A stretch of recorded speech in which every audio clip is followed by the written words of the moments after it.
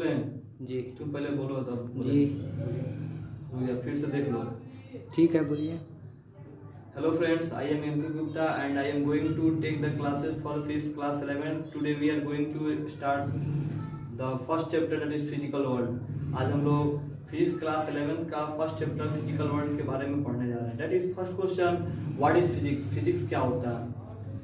कैसे बताऊं फिजिक्स क्या होता है? वो दिन रात का होना, वो समुद्र में लहरों का उत्पन्न होना, ज्वालामुखी का फटना, और ग्रहों की दैनिक गति, वो तारों का ठंडा होना, समुद्र में लहरें इत्यादि, ज्वालामुखी का फटना, और जो ये हमारे आवाज़ सुन रहे हैं, ये सब बाय एक्सप्लेन हुआ है फिजिक्स से। इसलिए हम कह सकते हैं कि physics is law that explain the physical world, यानी हमारे आसपास की दुनिया को जो समझाया वो हमारा क्या है? फिजिक्स है। फिजिक्स का डिफिनेशन हम लोग क्या पढ़ते हैं कि फिजिक्स का डिफिनेशन है प्रकृति और प्रकृति में घटने और ऊर्जा का अध्ययन करना होता है, उसे हम फिजिक्स कहते हैं। प्रकृति और प्रकृति में घटने वाली घटना है। प्रकृति या प्रकृति का घटना का मतलब होता है कि जैसे आपको समझाया गया है, दिन रात का होना, गर्मी ठंडी बरसात का होना, ज्वालामुखी का फटना, समुद्र में लहरों का उत्पन्न होना, ये सभी जो जितनी भी क्रियाएं हैं सभी, इसको हम प्रकृति के नेचर या नेचुरल फिनोमेना भी बोल सकते हैं हम लोग। अब आता है द्रव्य क्या होता है। द्रव्य आप पिछली कक्षा में पढ़े होंगे, जिसे हम लोग पदार्थ करते हैं। पदार्थ का मतलब ये जो हमारे आसपास की जितनी भी चीजें हैं उन सभी को हम पदार्थ कहते हैं। पदार्थ का मतलब वो होता है जिसमें भार हो, रुकावट, दबाव डाल सके, या जिसे हम अपने ज्ञानेंद्रियों द्वारा अनुभव या महसूस कर सके, वो पदार्थ होता है। जैसे कुर्सी, टेबल, बेंच, ये सभी क्या है? पदार्थ हैं। प्रकृति में पदार्थ 3 रूपों में पाए जाते हैं। एक होता है ठोस, द्रव और गैस। ठोस का मतलब होता है कि जिसका आकार और आयतन दोनों निश्चित होता है, जैसे लोहा, कलम, कॉपी, किताब इत्यादि। अब आता है द्रव, जिसे हम लोग लिक्विड बोलते हैं। द्रव वह है जिसका आकार अनिश्चित तथा आयतन निश्चित होता है। मतलब कि द्रव को हम जिस बर्तन में हम लोग रखते हैं वह उसी आकार का ग्रहण कर लेता है, जबकि उसका आयतन क्या होता है? वह निश्चित होता है। तीसरा आता है गैस। गैस का आकार और आयतन दोनों अनिश्चित होता है। जैसे कि हम किसी इत्र की बोतल को, छोटी सी इत्र की बोतल को लेते हैं और उसे हम क्या करते हैं कि खुली हवा में छोड़ देते हैं। खुली हवा में छोड़ने के बाद से क्या होता है कि वो इत्र की गंध पूरे कमरे में भर जाती है। तो हम यह बोल सकते हैं कि गैस का आकार और आयतन दोनों अनिश्चित होता है। यह आपने पदार्थ की अवस्था के बारे में पढ़ा, अपन द्रव्य के बारे में पढ़ा। अगला है ऊर्जा क्या होता है। ऊर्जा का मतलब होता है कार्य करने की क्षमता को ऊर्जा कहते हैं। ऊर्जा जो आप पिछली कक्षा में भी आप पढ़े होंगे ऊर्जा के बारे में। ऊर्जा कई प्रकार के होते हैं, जैसे यांत्रिक ऊर्जा, गतिज ऊर्जा, स्थितिज ऊर्जा, ऊष्मीय ऊर्जा, प्रकाश ऊर्जा, ताप ऊर्जा इत्यादि। ऊर्जा को हम एक रूप से दूसरे रूप में रूपांतरित भी कर सकते हैं। आइंस्टीन ने अपने एक समीकरण, आइंस्टीन ने 19वीं शताब्दी में एक अपना समीकरण दिया था, E = mc²। इस फॉर्मूला के माध्यम से उन्होंने बताया कि हम द्रव्यमान को ऊर्जा में और ऊर्जा को द्रव्यमान में हम बदल सकते हैं। और इसी फॉर्मूला के आधार पे परमाणु बम, एटम बम का खोज हुआ था, जो हम आगे फिजिक्स के चैप्टर में आगे हम लोग पढ़ेंगे। इसके बाद सबसे इम्पोर्टेंट बात यह है कि एनसीईआरटी में हमको पढ़ना है प्रिंसिपल, फिजिक्स के ऐसे 2 प्रिंसिपल जो जिसे हम यूनिफिकेशन और रिडक्शनिज्म के नाम से हम जानते हैं। यूनिफिकेशन और रिडक्शनिज्म फिजिक्स में क्या बताता है, ये क्या बताते हैं? तो यूनिफिकेशन का मतलब होता है कि बहुत सारी फिनोमेना को एक लॉ के माध्यम से समझा देना, वो यूनिफिकेशन होता है। यूनिफिकेशन के बारे में हम लोग ध्यान देते हैं यहाँ पे। यूनिफिकेशन 2 डिफरेंट फिनोमेना, इसका मतलब क्या होता है कि 2 अलग अलग प्रकार की घटनाएं होती हैं जिसके बारे में हमको स्टडी करना होता है। जैसे हम बोल सकते हैं कि एप्पल का गिरना, एप्पल फ्लोइंग, पेंडुलम स्विंग भी बोल सकते हैं हम लोग, या किसी ऑब्जेक्ट का नीचे की तरफ गिरना। ये सभी एक्सप्लेन कैसे हुआ? ये सभी एक्सप्लेन हुआ है फिजिक्स से हुआ, जो हमें एक सिंगल लॉ के माध्यम से समझना होता है, जिसको हम लोग बोलते हैं लॉ ऑफ ग्रेविटेशन के नाम से जानते हैं। लॉ ऑफ ग्रेविटेशन में हम ये सभी नियम को इस नियम के द्वारा इसमें हम क्या करते हैं? पढ़ते हैं। यूनिफिकेशन क्या होता है? यूनिफिकेशन का मतलब होता है कि बहुत सारी फेनोमेना को एक सिंगल लॉ के माध्यम से समझा देना, वो यूनिफिकेशन होता है। एक और एग्जांपल हम लोग लेते हैं, जैसे कि law of conservation of energy, ऊर्जा संरक्षण सिद्धांत का नियम, जो आगे आपको पढ़ना है। इसमें पढ़ना आपको Lenz law, magnetism principle of calorimetry, Kirchhoff second law, electrostatic of electrostatic या वोल्टेज लॉ भी बोल सकते हैं हम लोग, बर्नौली प्रिंसिपल, ये सभी को law of conservation of energy में पढ़ना है, जो एक प्रकार का यूनिफिकेशन है। इसी में आपको एक और है, मैक्सवेल के 4 समीकरण आते हैं, इलेक्ट्रोस्टैटिक्स, इलेक्ट्रोडायनेमिक्स, मैग्नेटाइज्म, इलेक्ट्रोमैग्नेटिक वेव्स, ये मैक्सवेल के 4 समीकरण हैं जो यूनिफिकेशन के रूल पे फॉलो करता है। इसलिए हम बोल सकते हैं कि दिस इज ऑल यूनिफिकेशन, मतलब सभी यूनिफिकेशन के नियम के द्वारा हम लोग इसको एक्सप्लेन कर सकते हैं। ये तो आपको बताया कि एक यूनिफिकेशन क्या होता है। दूसरा चीज आपको रिडक्शनिज्म समझना होता है। रिडक्शनिज्म क्या होता है? वो क्या होता है reductionism? Reductionism is breaking of very complex problem. मतलब रिडक्शनिज्म का मतलब होता है एक बहुत बड़ी प्रॉब्लम को छोटे छोटे पार्ट में सॉल्व कर लेना, रिडक्शनिज्म होता है। जैसे कि एक बुलेट निकली और किसी होल से टकराई और वो होल पेंडुलम से जाके लगा और आपसे पूछा गया है कि पेंडुलम कितना ऊपर उठा है।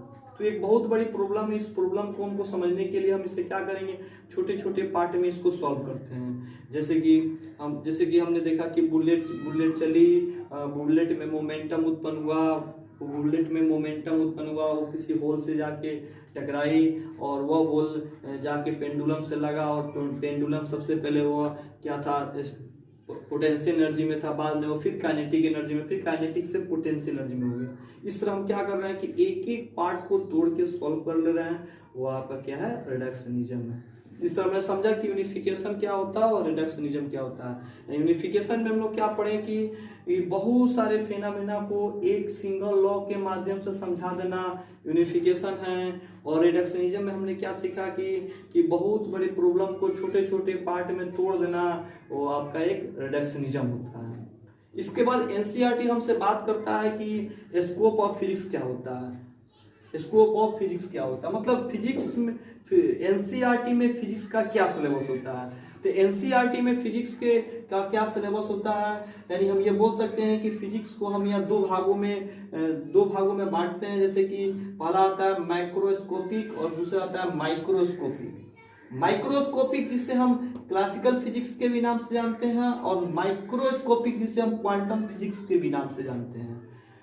क्योंकि माइक्रोस्कोपिक या क्लासिकल फिजिक्स ये 1900 वर्ष के पहले विकसित हो चुका था और ये 1900 वर्ष के बाद विकसित हुआ, जिसे हम क्वांटम फिजिक्स के नाम से जानते हैं।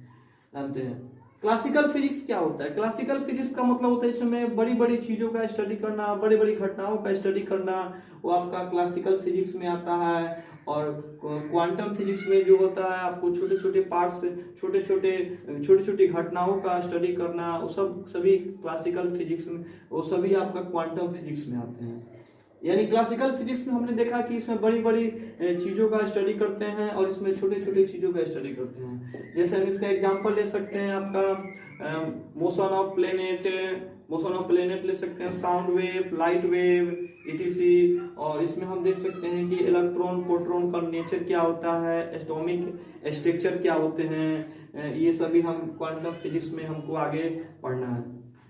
या स्कोप ऑफ फिजिक्स में आपको बताया गया है कि ये दो प्रकार के होते हैं, क्लासिकल फिजिक्स, एक क्वांटम फिजिक्स। क्लासिकल फिजिक्स जो हमें फर्स्ट ईयर में पढ़ना है और क्वांटम फिजिक्स जो हमें सेकेंड ईयर में 12th के फिजिक्स में आपको पढ़ना है। अब आता है क्लासिकल फिजिक्स क्या होता है। क्लासिकल फिजिक्स ये कितने प्रकार के होते हैं, तो इसे पढ़ने के लिए सुविधा अनुसार इसे 4 भागों में बांटा गया। पहला आता है मैकेनिकी, दूसरा आता है थर्मोडायनेमिक, तीसरा आता है इलेक्ट्रोमैग्नेटाइज्म और चौथा आता है ऑप्टिक्स। मैकेनिकी जिसे हम यांत्रिकी बोलते हैं, थर्मोडायनेमिक जिसे हम उष्मागतिकी बोलते हैं, इलेक्ट्रोमैग्नेटाइज्म से वैद्युत चुंबकत्व बोलते हैं, वैद्युत चुंबकत्व, ऑप्टिक्स प्रकाशिकी बोलते हैं। मैकेनिकी क्या होता है? पहला क्लासिकल फिजिक्स का पहला टॉपिक है मैकेनिकी। मैकेनिकी क्या होता है? मैकेनिकी का मतलब क्या होता है? मैकेनिकी में ऐसे 3 वैज्ञानिकों के बारे में पढ़ना है जो आपको बहुत जरूरी है, न्यूटन, गैलीलियो और केपलर के बारे में। इसमें मैकेनिकी में आपको न्यूटन के बारे में पढ़ना है, न्यूटन के गति के नियम। जी स्टार्ट। मैकेनिकी में हमको 3 वैज्ञानिक के बारे में आपको नाम बताया गया, न्यूटन, गैलीलियो और केपलर के बारे में। न्यूटन के बारे में आपको पढ़ना है, इसमें इसके गति के, न्यूटन के गति के नियम, गैलीलियो के बारे में आपको पढ़ना है कि खगोल विज्ञान के बारे में, और केपलर का गरीय गति के नियम के बारे में आपको पढ़ना है मैकेनिकी में। चलिए हम लोग देखते हैं मैकेनिकी में और क्या होता है। मैकेनिकी क्या करते हैं, मैकेनिकी क्या है? भौतिक विज्ञान की वह शाखा जिसमें विराम या गतिशील पिंडों के बलों के प्रभाव का अध्ययन किया जाए, उसे हम यांत्रिकी या मैकेनिकी करते हैं। जैसे कि कोई फुटबॉल रुका हुआ है, वो विराम की अवस्था में हम उस पर बाह्य बल लगाकर उसे हम गति की अवस्था में डालते हैं, यानी उसे बाह्य बल लगाकर उसके आकृति आकार में परिवर्तन कर देते हैं, और उस पर जब हम बल लगाते हैं तो वह वस्तु गति की अवस्था में आती है, तो मैकेनिकी बोल सकते हैं। ऐसे मैकेनिकी 3 प्रकार के होते हैं। मैकेनिकी 3 प्रकार 3 टाइप्स होते हैं इसका, स्टैटिक्स, डायनेमिक और काइनेमेटिक्स। स्टैटिक्स में आपको क्या पढ़ना होता है? स्टैटिक्स में पढ़ना है कि किसी पिंड पे संतुलित बल लगाया जाए, इसमें किसी पिंड पे संतुलित बल लगाया जाए, उसे स्टैटिक्स बोलते हैं। किसी पिंड पे संतुलित बल लगाते हैं तो उसमें क्या होता है कि वो वस्तु गति की अवस्था में नहीं आती है। दूसरा आता है डायनेमिक, इसमें आपको बलों के प्रभाव की गति के बारे में पढ़ना है, बलों के प्रभाव के गति के बारे में पढ़ना है डायनेमिक में। तीसरा है काइनेमेटिक्स। काइनेमेटिक्स में केवल गति के बारे में वर्णन किया गया है, केवल गति के बारे में, आपको मोशन के बारे में आपको पढ़ना है, जो आगे आपको पढ़ाया जाएगा। ऐसे यहाँ पे लिखा गया मैकेनिक में पढ़ना है। मैकेनिक में क्या क्या पढ़ना है, जैसे एग्जांपल, ये एग्जांपल है मैकेनिकी का एग्जांपल है, जैसे कार मोशन, कार कैसे चलता है, सीधा तिरछा कैसे चलता है, कैसे गति करता है, फ्रिक्शन कैसे अप्लाई होते हैं, रॉकेट प्रपल्सन, रॉकेट कैसे उड़ता है, बेंडिंग ऑफ रॉड, रॉड को कैसे मोड़ते हैं हम, साउंड वेव, आवाज कैसे सुनाई देती है, फ्लोएशन कैसे होता है, motion of planet, simple harmonic motion, बहुत सारे टर्म्स इसमें आते हैं जो आगे आपको समझाया जाएगा मैकेनिकी में। इसके बाद आता है आपका क्लासिकल फिजिक्स का पहला टॉपिक हमने सीखा मैकेनिकी में क्या क्या पढ़ना है, क्या क्या जानकारी लेना है। अब अगला दूसरा टॉपिक है थर्मोडायनेमिक्स। थर्मोडायनेमिक ऊष्मागतिकी क्या होता है, ऊष्मागतिकी क्या है? थर्मोडायनेमिक ये 2 शब्दों से मिलकर बना है, ऊष्मा प्लस गतिकी। ऊष्मा प्लस गतिकी बराबर ऊष्मागतिकी। इसका मतलब क्या होता है कि ये भौतिक विज्ञान की वह शाखा, ऊष्मागतिकी भौतिक विज्ञान की वह शाखा है जिसमें ऊष्मा, ताप और उनके मध्य ऊर्जा और कार्यों का अध्ययन किया जाता है, उसे ऊष्मागतिकी कहते हैं। जैसे कि हम कह सकते हैं कि हमारे घरों में जो सप्लाई होने वाली ऊर्जा होती है वह विद्युत ऊर्जा होती है, और उस विद्युत ऊर्जा को हम क्या करते हैं कि बल्ब से जोड़ देते हैं तो प्रकाश ऊर्जा बदलता है। उसी विद्युत ऊर्जा को जब हम पंखे से जोड़ देते हैं तो वह गतिज ऊर्जा में बदल जाता है, काइनेटिक एनर्जी में बदल जाता है। और उसी विद्युत ऊर्जा को जब हम किसी हीटर से किसी हीटर से जोड़ देते हैं तो फिर वो ऊर्जा का रूप बदलते जाता है। इस तरह हम क्या देख रहे हैं कि इसमें ऊर्जा को हम एक रूप से दूसरे रूप में ट्रांसफर कर देते हैं, यानी ऊर्जा को एक रूप से दूसरे रूप में रूपांतरित कर सकते हैं, उसे ऊष्मागतिकी बोलते हैं। ऊष्मागतिकी में आपको बहुत सारे नियम आपको पढ़ना है। ऊष्मागतिकी निकाय क्या होती है, ये ऊष्मागतिकी निकाय क्या होती है, ऊष्मागतिकी का शून्यांकी नियम क्या होता है, ऊष्मा और कार्य में क्या अंतर है, आंतरिक ऊर्जा क्या होती है, ऊष्मागतिकी का प्रथम नियम क्या होता है, ऊष्मागतिकी का द्वितीय नियम क्या होता है, ऊष्मागतिकी का तृतीय नियम क्या होता है, विशिष्ट ऊष्मा और ऊष्माधारिता में अंतर क्या होता है, ये आपको आगे ऊष्मागतिकी में चैप्टर बाय चैप्टर आपको सब पढ़ाया जाएगा, आपको समझाया जाएगा। आपको रटने की जरूरत नहीं है, आपको टोटल समझा के टोटल टॉपिक आपको दिया जाएगा। तो हम लोग हमने जाना क्लासिकल फिजिक्स में, पहला हमने समझा मैकेनिकी क्या होती है, दूसरा थर्मोडायनेमिक क्या होते हैं, तीसरा आता है इलेक्ट्रोमैग्नेटाइज्म क्या होता है, इलेक्ट्रोमैग्नेटाइज्म में हम लोग को आगे पढ़ना है, ये आपको 12th में पढ़ना है। आपको इसमें पढ़ना है आपको चार्जिंग क्या होते हैं, फील्ड क्या होता है, करंट क्या होता है, करंट में आपको एसी करंट क्या होती है, डीसी करंट क्या होते हैं, मैग्नेट क्या होता है, इलेक्ट्रोमैग्नेटिक वेव्स क्या होते हैं, आपको 12th क्लास के फिजिक्स चैप्टर में आपको पढ़ाया जाएगा। तो क्लासिकल फिजिक्स का तीसरा टॉपिक था इलेक्ट्रोमैग्नेटाइज्म, चौथा आता है ऑप्टिक्स, जो ये भी आपको 12th में पढ़ना है, ऑप्टिक्स। प्रकाशिकी क्या होता है, चलिए इसके बारे में जानते हैं। प्रकाशिकी क्या है, प्रकाशिकी की इसमें प्रकाश के कण की प्रकृति और उसके विभिन्न प्रकार की घटनाओं के बारे में अध्ययन किया जाता है प्रकाशिकी में। प्रकाशिकी को पढ़ने के लिए उससे सुविधा अनुसार 3 भागों में बांटा गया। 3 टाइप्स होते हैं ऑप्टिक्स के। ऑप्टिक्स को 3 भागों में बांटा गया। पहला आता है ज्योमेट्रिकल ऑप्टिक्स, जिसे हम रे ऑप्टिक्स के नाम से जानते हैं। दूसरा आता है फिजिकल ऑप्टिक्स, जिसे हम वेव ऑप्टिक्स के नाम से जानते हैं। तीसरा आता है क्वांटम ऑप्टिक्स। ज्योमेट्रिकल ऑप्टिक्स क्या होता है? ज्योमेट्रिकल ऑप्टिक्स, तो ज्योमेट्रिकल ऑप्टिक्स में आपको इसमें पढ़ना है प्रकाश के कण की प्रकृति और उसके प्रकाश के परावर्तन अपवर्तन के नियम और विभिन्न प्रकार के यंत्रों और उनकी घटनाओं के बारे में इसमें आपको स्टडी करना है। दूसरा आता फिजिकल ऑप्टिक्स, क्या होता है इसे हम लोग वेव ऑप्टिक्स के भी नाम से जानते हैं। फिजिकल ऑप्टिक्स में आपको पढ़ना है कि प्रकाश के तरंग की गति के बारे में अध्ययन करना होता है। तीसरा आता क्वांटम ऑप्टिक्स, क्या होता है? क्वांटम ऑप्टिक्स में आपको यहाँ पर पढ़ना है प्रकाश की निहित ऊर्जा के बारे में पढ़ना है, ऊर्जा के बारे में इसके टर्म्स पढ़ने हैं। ये था आपका ऑप्टिक्स। अब इस ऑप्टिक्स को थोड़ा हम सिंपल में जानते हैं। ऑप्टिक्स में आपको पढ़ना है लाइट क्या होते हैं, लाइट प्रकाश क्या है, उसके प्रकाश क्या होते हैं, वेव क्या है, पार्टिकल्स क्या है, मिरर क्या है, लेंसेस क्या होते हैं, इसका काम कहाँ कहाँ होता है, टेलीस्कोप क्या है, टेलीस्कोप क्या, इसके काम कैसे होते हैं, रेनबो कैसे बनता है, ये सब आपको ऑप्टिक्स में आपको पढ़ना है। तो हमने देखा क्लासिकल फिजिक्स के 4 टॉपिक्स हमने सीखा, मैकेनिकी, थर्मोडायनेमिक, इलेक्ट्रोमैग्नेटाइज्म और ऑप्टिक्स। सबके बारे में हम लोगों ने स्टडी किया, किसमें क्या क्या हमको पढ़ना है, सिलेबस में क्या क्या पढ़ना है, क्या क्या जानकारी लेना है, इसमें हमने आपको बताया। अगला आता है फिजिक्स का दूसरा पार्ट है क्वांटम फिजिक्स, जिसे हम मॉडर्न फिजिक्स के भी नाम से हम जानते हैं। क्योंकि ये बाद में आया इसलिए इसका नाम मॉडर्न फिजिक्स रखा गया। क्योंकि ये बाद में इसलिए इसका नाम मॉडर्न फिजिक्स रखा गया। यानी मॉडर्न फिजिक्स में हमें क्या क्या पढ़ना है, तो मॉडर्न फिजिक्स इसको हम आधुनिक भौतिकी बोलते हैं। क्योंकि ये 1900 वर्ष के बाद आया इसलिए इसका नाम मॉडर्न फिजिक्स बना। चलिए हम लोग देखते हैं इसमें आपको पढ़ना एटॉमिक एंड न्यूक्लियर फिजिक्स के बारे में। मॉडर्न फिजिक्स में आपको पढ़ना है एटॉमिक क्या होते हैं, न्यूक्लियर फिजिक्स क्या होती है, एक्स रेज क्या होते हैं, सेमीकंडक्टर क्या होती हैं, सेमीकंडक्टर के काम क्या क्या होते हैं, क्वार्क क्या होता है, ये आपको मॉडर्न फिजिक्स में पढ़ना है। दूसरा चीज की फिजिक्स का इसमें आपको इलेक्ट्रॉन प्रोटॉन के नेचर क्या होते हैं, उनके नाभिक का काम कैसे होता है, ये सभी आपको मॉडर्न फिजिक्स में पढ़ना है, जो आपको क्लास 12th में फिजिक्स के 12th में आपको पढ़ाया जाएगा आपको। इसलिए हम लोग अगला टॉपिक समझते हैं क्वांटम फिजिक्स है।